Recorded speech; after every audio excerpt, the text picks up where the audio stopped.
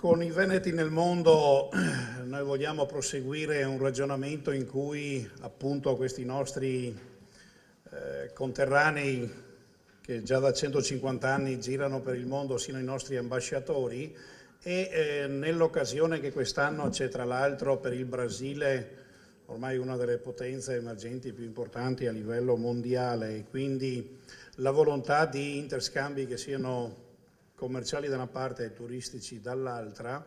la volontà di approfondire questa nostra storia comune che ci accomuna appunto ormai da oltre 100 anni. E abbiamo l'occasione in questo caso, c'è un emittente di Porto Alegre, l'RBS TV, che insieme a Teleglobo ha voluto fare un percorso che va a ripercorrere la nostra storia, ma in modo particolare la va ovviamente ad agganciare dal punto di vista turistico per tutta una serie di vicende che c'è in questa commedia che è il titolo Sapori d'Italia e che viene incentrata soprattutto nelle varie città del Veneto. In modo particolare noi abbiamo avuto modo di collaborare anche con i miei colleghi assessori provinciali di Belluno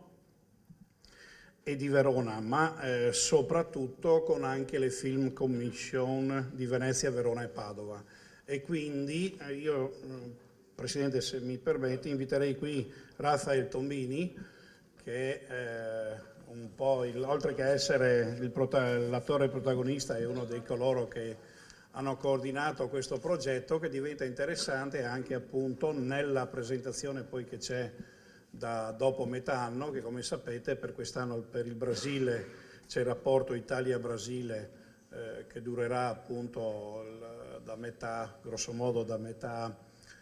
di quest'anno a metà del prossimo anno, e quindi la volontà anche del Veneto di esserci nelle varie forme, sia promozionali ovviamente turistiche e non solo, e quindi questa è un'ottima occasione per farci conoscere ancora di più in un territorio dove ovviamente i Veneti e il Veneto è assai presente. Prego. Buongiorno.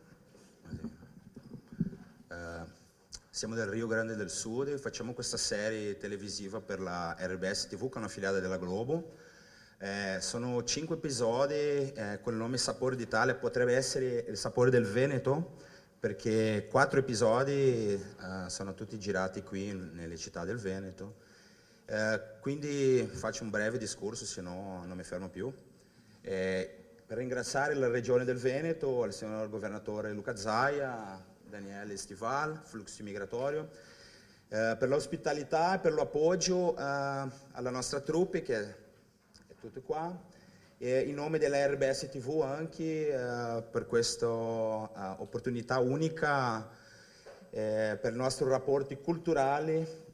questo legame, perché siamo tutti oriundi del Veneto con i nostri bisnonni che sono immigrati nel sud del Brasile. E questa serie sarà vista non solo a Rio Grande e Santa Catarina, ma dopo per la Globo Internazionale, 112 paesi, cioè sono migliaia di persone che possono assistere a questi film, che dopo diventano un lungometraggio anche. E farà anche bene, io credo, per il turismo, perché la gente del sud del Brasile sono tutti oriundi, che ci sono questi legami con le bisnonni, possono venire qua in Veneto per conoscere le belle città che abbiamo fatto le riprese. Grazie un'altra volta.